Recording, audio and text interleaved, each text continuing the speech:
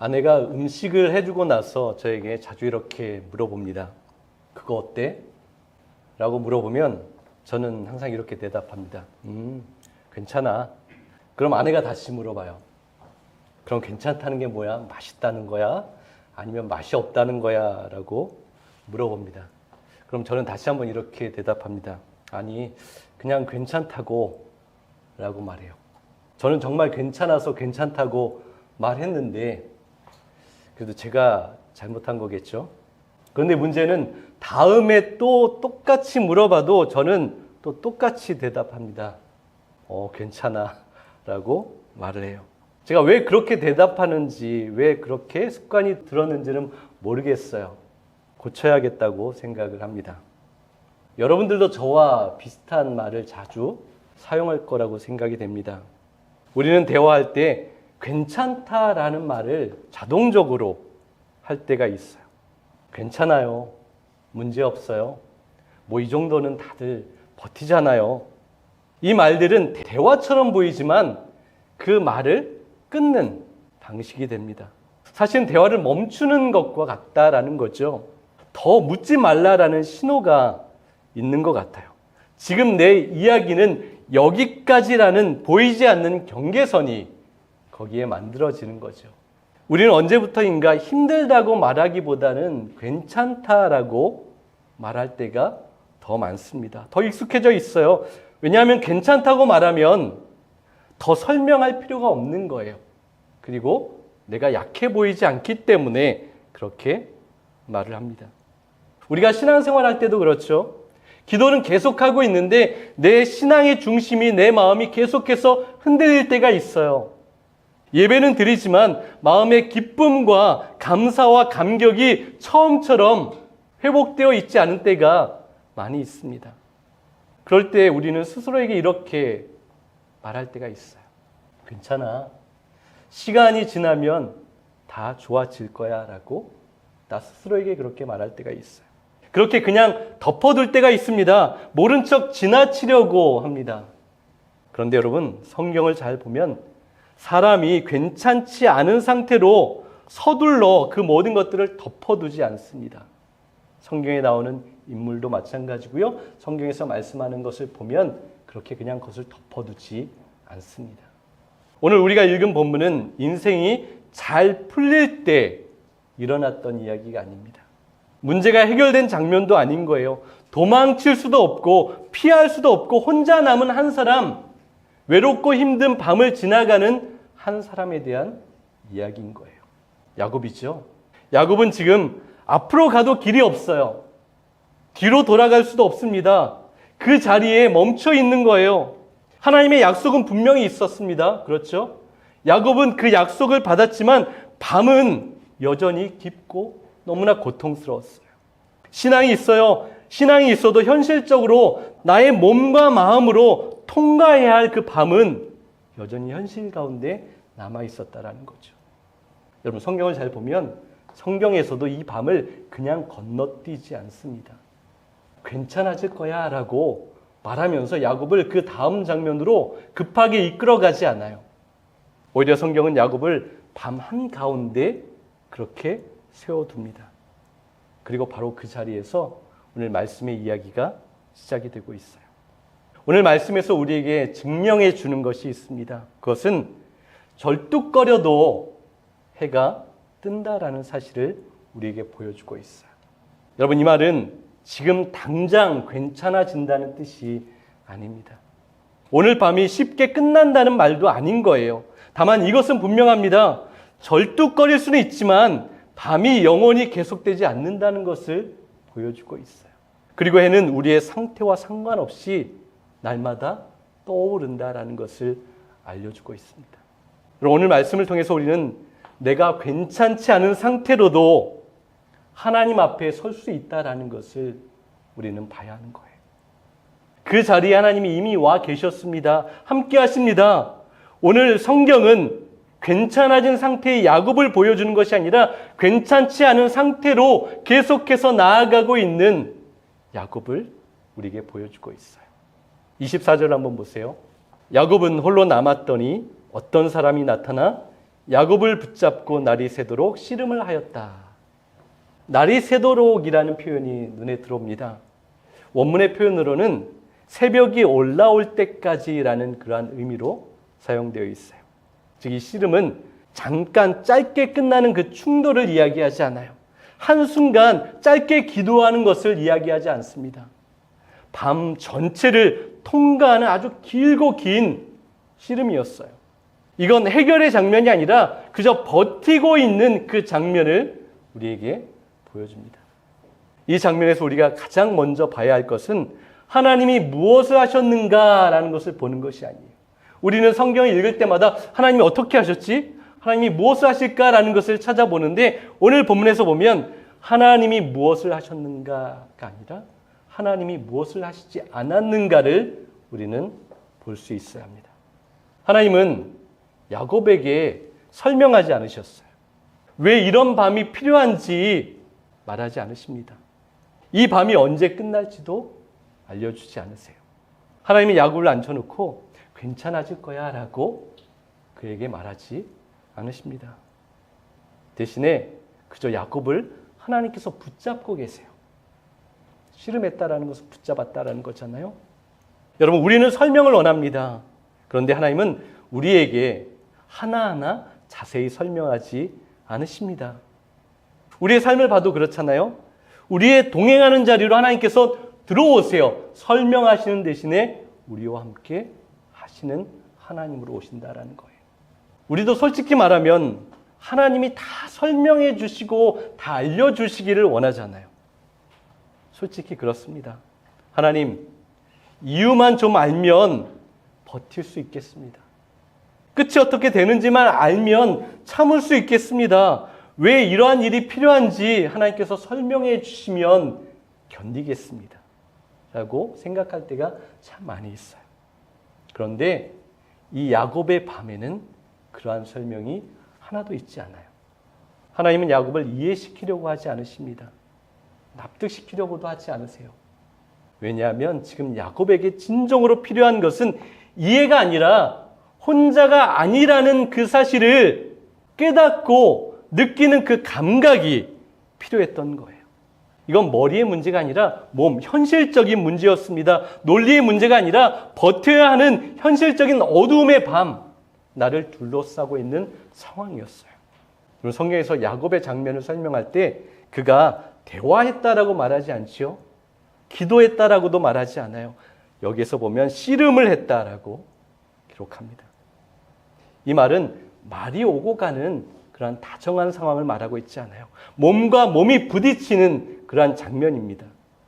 넘어지고 다시 붙잡고 빠져나가려다 다시 엉키고 숨이 가쁘고 시간은 영원할 것 같은 그러한 몸부림치는 그러한 모습을 보여줍니다.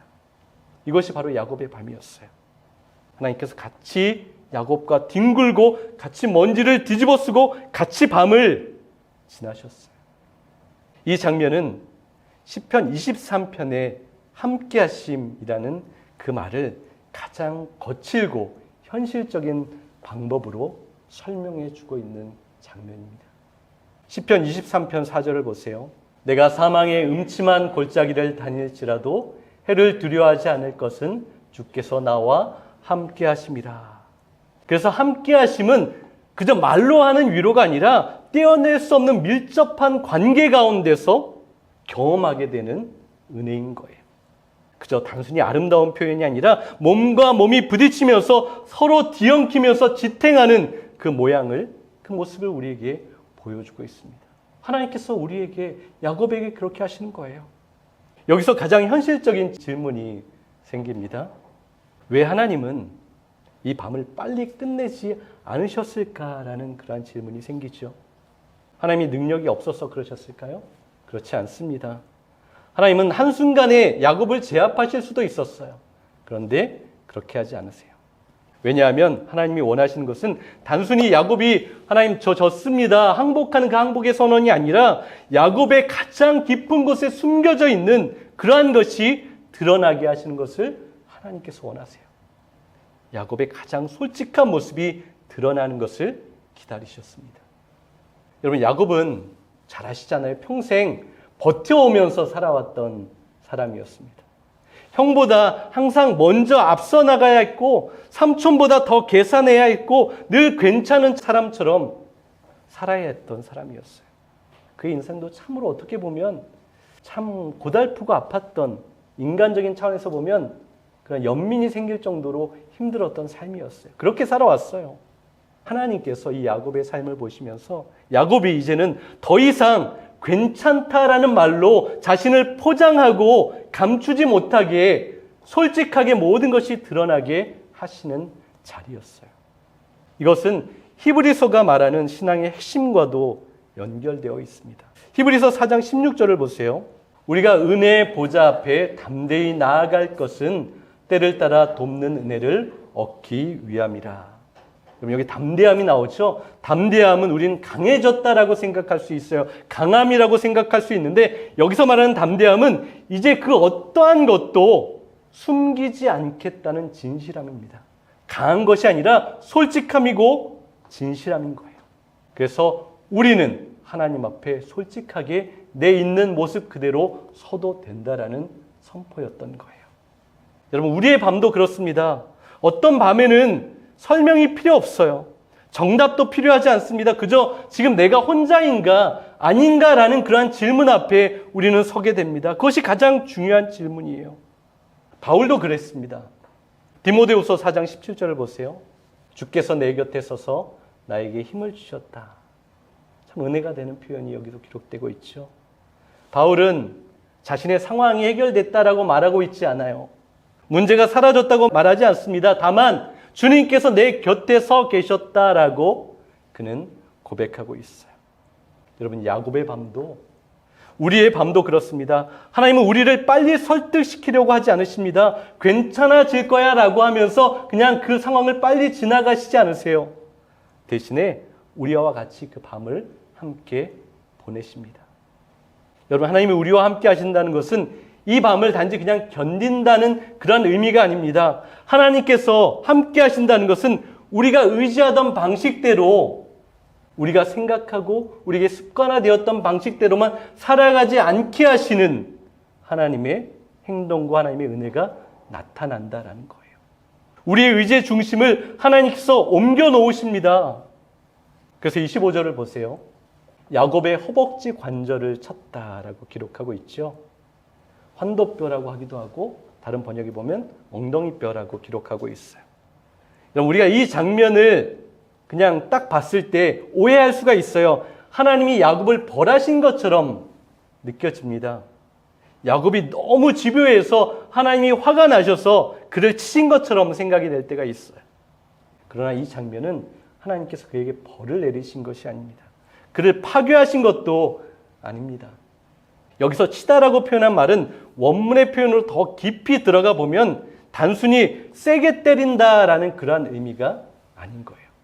더 정확히 보면 아주 정확하고 세밀하게 건드린다, 접촉하다라는 그러한 뜻과 가깝습니다.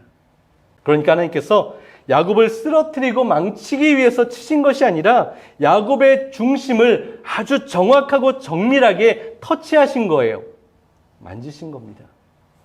허벅지 관절, 엉덩이뼈, 이 환도뼈, 여기는 어떤 곳입니까? 이곳은 몸의 중심인 거예요. 힘을 쓸 때 가장 먼저 쓰는 근육이고요. 도망칠 때도 가장 필요한 것입니다. 그리고 버티는데도 이 부분이 튼튼하지 않으면 견딜 수 없는 그런 공간인 거예요. 야곱에게 이 자리는 그냥 단순히 신체적인 그 부위가 아니었던 거예요. 형 에서를 피할 때도 여기가 튼튼하지 않으면 도망칠 수 없었던 것이었어요. 삼촌 라반 밑에서 버틸 때도 인생이 위태로울 때마다 야곱은 이 힘으로 살아왔습니다. 자신을 의지하면서 살아왔던 삶의 방식이었어요. 계산하고 재빨리 움직이고 어떻게든 버텨내는 방식. 야곱은 하나님을 의지한다라고 입으로는 고백했지만 지금까지 그가 살아왔던 방식을 보면 하나님을 의지한다라기보다는 자신의 환도뼈, 자신의 신체의 강함, 자신이 가지고 있었던 능력을 의지했던 그런 사람이었어요. 지금까지 그렇게 살아왔습니다. 그런데 그날 밤 하나님께서는 야곱이 그렇게 의지하고 믿었던 바로 그 부분을 만지셨어요. 터치하셨습니다. 여러분 중요한 사실이 있어요. 하나님께서 만지셨을 때, 하나님께서 터치하셨을 때 야곱은 거기서 쓰러지지 않았습니다. 그렇죠? 야곱은 여전히 서 있었습니다. 여전히 하나님을 붙들고 있었고 여전히 살아 있었습니다. 그가 고백하잖아요. 내가 하나님을 만났는데 나는 죽지 않았다라고 고백했던 것처럼 그는 여전히 서 있었습니다. 그러나 다만 예전 방식으로 살아가고 서 있었던 것이 아니라 변화되고 바뀐 방식으로 이제는 서 있었던 거예요. 이것은 이제 끝났다라는 말이 아닌 거예요. 사람들의 시선을 보면 이제 야곱 끝났어. 이제는 정말 힘을 잃었어라고 볼 수 있지만 하나님의 선언은 다릅니다. 하나님의 보시는 관점은 다른 거예요. 야곱아, 이제는 너의 방식대로 살아가지 않아도 된다라고 하나님께서 말씀하십니다. 네가 의지하던 것이 다 사라져도, 네가 붙잡았던 것이 다 없어져도 너는 끝나지 않아. 너는 모자라지 않아. 너는 무너지지 않는다라고 하나님께서 선포하시는 거예요. 여러분, 이 장면은 사도 바울이 고백했던 것과 아주 밀접하게 맞닿아 있습니다. 고린도후서 12장 9절을 보세요. 내 은혜가 내게 족하다. 내 능력은 약한 데서 완전하게 된다. 바울이 약함에 있을 때 하나님께서 그를 통해 일하심이 분명하게 나타났죠. 인간적인 측면에서 볼 때 사도 바울도 속이 상했어요. 이렇게 해서 어떻게 하나님의 일을 할 수 있을까? 사람들도 저렇게 연약하고 약점이 있는 사람이 어떻게 하나님의 일을 할 수 있을까라는 그러한 평가를 받았지만, 그럼에도 하나님께서 그 이면에 담긴 영적 진실을 바울이 보게 하시고 그는 고백하게 했습니다. 진정 나의 연약함을 통하여서 하나님이 일하시는구나. 내 연약함 가운데 하나님이 강하심이 분명하게 더 완벽하게 드러나는구나 라고 그는 고백할 수 있었고 믿었습니다. 여러분, 하나님은 야곱을 더 강철같이 강하게 만들어서 사용하지 않으셨어요. 우리는 그렇게 생각해요. 더 강하게, 더 위대하게 만드셔서 나도 그렇게 하셔서 쓰면 참 좋겠다라고 생각하는데 성경을 보면 그렇지 않아요. 야곱을 강철같이 아주 튼튼한 사람으로 만들어서 사용하지 않으십니다. 야곱의 강함, 그가 그렇게 믿고 의지했던 그 강한 곳을 하나님은 쳐서 그곳에 금을 가게 하셨어요. 그리고 그 금이 간 곳을 통해서 하나님의 방식과 하나님의 은혜가 그 갈라진 곳을 메우셨습니다. 하나님의 은혜가 아니고는 나는 아무것도 아니다라는 고백을 하게 하신 거예요. 야곱은 지금까지는 그렇게 고백하지 않았습니다. 그러나 이제는 그렇게 고백할 수밖에 없는 상황을 하나님께서 만드셨어요. 여러분, 하나님은 지금도 동일하게 우리에게 그렇게 하십니다. 우리를 완전히 무너뜨리시지 않으시고 다만 우리가 너무 의지했던 그것을 하나님께서 치시는 거예요. 혼자 버티려고 했던 그 완악한 고집을 하나님께서 만지십니다. 아무에게도 기대지 않으렸던 삶의 방식을 하나님께서 만지시는 거예요. 괜찮다고 말하며 견뎌왔던 그 자리를 하나님께서 터치하십니다. 그래서 우리는 여전히 서 있지만 예전처럼 살아갈 수 없게 하시는 거예요. 여러분, 이것이 하나님의 은혜입니다. 우리는 강하고 다 할 수 있는 것이 은혜일 것 같지만 하나님께서 만드셔서 내 힘으로 할 수 없고 하나님을 의지해서 할 수 있게 하시는 것이 진정한 은혜라고 우리에게 선언하시는 거예요. 그 뼈를 만지신 후에 하나님이 전혀 다른 질문을 하시죠. 27절을 보세요. 너의 이름이 무엇이냐라고 그에게 물으세요. 이 질문은 정보를 얻기 위한 질문이 아닙니다. 하나님이 야곱의 이름을 모르셔서 물었을까요? 아닙니다. 이 질문은 야곱에게 스스로 너 자신을 인정하라는 하나님의 말씀이었던 거예요. 저의 이름은 야곱입니다 라고 그가 대답하죠. 야곱의 이름의 뜻이 무엇입니까? 붙잡는 자, 속여서 앞서간 자라는 뜻입니다. 이 대답은 이런 고백이었어요. 야곱이 스스로 고백합니다. 하나님, 저는 늘 불안했습니다. 하나님, 그래서 끝없이 나는 나의 재산과 나의 계획을 붙들고 살았습니다. 나의 힘과 능력을 포기하지 못하고 그 안에 살았습니다. 계속 움켜쥐고 바둥거리며 그렇게 서 있었습니다 라고 그가 자신을 고백하는 거예요. 자신을 드러냅니다. 그런데 여러분, 참 은혜로운 장면을 여기에서 우리는 보게 됩니다. 하나님께서는 야곱이 한탄하며 쏟아내는 그 탄식을 중간에 끊지 않으세요. 너 이것밖에 못하냐라고 그를 책망하지 않으십니다. 그만해라 라고 타박하지 않으세요. 그를 부끄럽게 만들지도 않으십니다. 요한복음 21장에도 그러한 비슷한 장면이 나오죠. 베드로가 예수님을 3번 부인했을 때 예수님께서 그를 찾아가셨어요. 그리고 베드로에게 따지지 않으셨어요. 너 왜 그렇게 했냐? 왜 그렇게 못났냐? 왜 그렇게 나를 부인했냐라고 따지지 않냐 하시고 네가 나를 사랑하냐? 라고 물으시면서 나는 너를 그래도 사랑한다라고 사랑의 고백으로 그를 회복하셨어요. 여러분, 하나님은 먼저 혼내시고 다 고치시고 완벽하게 만드셔서 우리를 부르시는 것이 아니라 우리를 먼저 부르시고 하나님의 은혜 가운데 거하게 하시는 분이십니다. 28절을 보세요. 이제 내 이름을 다시는 야곱이라 부를 것이 아니요 이스라엘이라 부를 것이다. 이스라엘은 하나님과 씨름한 자, 하나님을 이긴 자, 하나님께 붙들린 자라는 그러한 의미를 가지고 있죠. 이 말은 단순히 이제 잘 살아라, 앞으로는 또 실수하지 마라 라고 하신 그러한 말씀이 아닌 거예요. 이 이름을 주신 것의 핵심이 있습니다. 그것은 나는 너의 삶의 여정, 너의 생각, 너의 계획과 그 모든 것을 알면서도 나는 너를 이스라엘이라 부르겠다라는 그런 하나님의 선포였고 위로였습니다. 이것이 참 놀라운 은혜죠. 야곱이 무엇인가를 잘해서 그에게 주신 이름이 아니라는 거예요. 야곱의 생각이나 계획, 그 야비함이 아직까지 야곱에게 남아있지만 하나님께서 그 모든 걸 아시면서도 너는 이제 이스라엘이야 라고 그에게 말씀하시는 거예요. 여러분, 이것이 복음이죠. 로마서 5장 8절을 보세요. 우리가 아직 죄인 되었을 때 그리스도께서 우리를 위하여 죽으심으로 하나님께서 우리에 대한 자기의 사랑을 확증하셨느니라. 하나님은 사람이 완전히 변화된 이후에 아름답고 선하고 정돈된 모습으로 부르시는 것이 아니라 우리를 이미 먼저 불러주셨어요. 그리고 그 부르심 안에서 우리는 아직까지 끊임없이 부족하고 연약하지만 그럼에도 불구하고 그 안에서 믿음으로 살아가게 하시는 거예요. 먼저 우리를 거룩하다, 의롭다 칭해 주시고 우리가 죄인 되었을 때 부족함에도 불구하고 우리를 그렇게 인도해 가시는 분이십니다. 31절을 보세요. 해가 돋았고 그는 절었도다. 이 문장은 가장 정직한 결론이죠. 여러분, 야곱은 낫지 않았습니다. 다시 강철 같은 신체를 얻어서 아주 멋지게 강하게 걸어가지 않았어요. 해는 떴지만 그는 절뚝거리며 걸었습니다. 완벽해지지 않았어요. 문제가 사라지지 않았습니다. 그럼에도 해가 떠올랐어요. 여러분, 이게 복음의 방식입니다. 문제가 없어져서 해가 뜨는 것이 아니에요. 오늘 해가 떠서 우리는 문제를 그대로 가지고 있지만 하나님께서 보여주신 그 길을 또한 그래도 걸어가는 거예요. 복음은 우리의 밤을 지워버리지 않습니다. 우리가 받았던 상처를 없었던 것으로 만들지 않으세요. 대신에 그 밤을 통과한 사람에게 하나님께서는 아침을 맞이하게 하십니다. 햇빛을 비춰주세요. 야곱을 보십시오.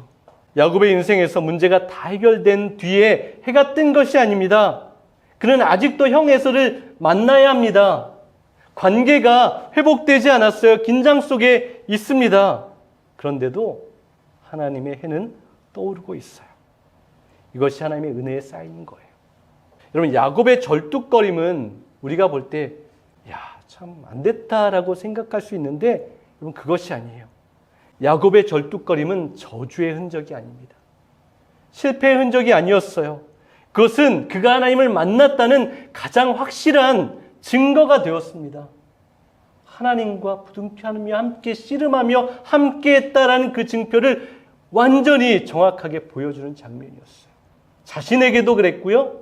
그를 보는 사람에게도 야곱은 진정 하나님을 만났던 사람이었다라는 것을 보여주었어요. 더 이상 그는 자기 힘만으로 걷지 않게 되었다는 표시였습니다. 자기 계산으로만 인생을 밀어붙이지 않게 되었다는 그 증거가 되었어요. 이제 야곱은 잘 걷는 사람이 아니라 하나님과 함께 걷는 사람이 되었다라는 거예요. 여러분, 복음은 우리를 완벽하게 걷게 만들지 않습니다. 대신 하나님과 함께 걷게 하시는 것이 하나님의 은혜이고 복음인 거예요. 그래서 호세아 선지자는 이 장면을 이렇게 해석합니다. 호세아 12장 4절을 한번 보세요. 야곱이 천사와 씨름하여 이기고 울며 그에게 간구하였다. 야곱이 강해서 이겼다라고 말하지 않죠. 지혜로워서 이겼다라고 말하지도 않아요. 울면서 이겼다라고 말합니다. 야곱은 울었어요. 무너졌어요. 더는 버틸 힘이 없었지만 그런데도 그는 끝까지 붙들었습니다. 도망치지 않았어요. 울면서도 하나님 앞에 매달렸습니다. 그리고 그 상태로 떠오르는 해를 맞이했다라는 거예요. 여러분, 이게 복음이죠.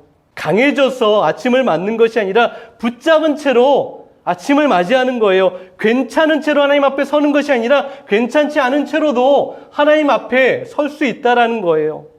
절뚝거리지만 혼자서 걷지 않는 하나님과 함께 걷는 삶을 살게 되었던 거예요. 사랑하는 여러분, 오늘 말씀의 마지막 장면은 야곱의 상태가 아니라 야곱의 방향을 우리에게 보여주고 있어요. 야곱은 더 이상 밤으로 가지 않습니다. 이제는 그 찬란한 햇빛 가운데 하나님께서 보여주신 그 방향으로 나아가고 있어요. 이것이 하나님과 씨름하는 사람들이 발견하는 사람의 변화인 거예요. 은혜입니다. 완벽해져서 가는 것이 아니라 그 방향이 우리에게 주어졌기 때문에 가는 거예요. 이제 야곱은 도망치듯이 살 수 없습니다. 그저 자신의 힘으로 밀어붙이듯이 살아갈 수 없어요. 왜냐하면 이제 그는 자기의 힘이 남지 않아서 자기 힘으로 살아갈 수 없었기 때문입니다. 그런데 여러분, 놀랍게도 야곱의 삶은 절대 무너지지 않았어요. 계속해서 그 삶은 이어졌습니다. 하나님은 우리를 하나님을 의지할 수밖에 없게 만드셔서 하나님 앞에 나아가게 하십니다. 이것은 때로 속상함일 수도 있지만 그것이 진정 은혜의 삶이라고 우리에게 말씀해 주시는 거예요. 우리는 이것을 인정해야 합니다. 사랑하는 여러분, 오늘 이 예배가 끝나고 우리는 다시 각자의 삶의 자리로 나아가죠. 때로 문제가 해결되지 않은 상태로 나아갈 수 있어요. 마음이 다 회복되지 않은 상태로 우리는 또 그렇게 삶의 자리로 들어가게 됩니다. 그런데 이제는 우리 혼자 들어가지 않는다는 것이죠.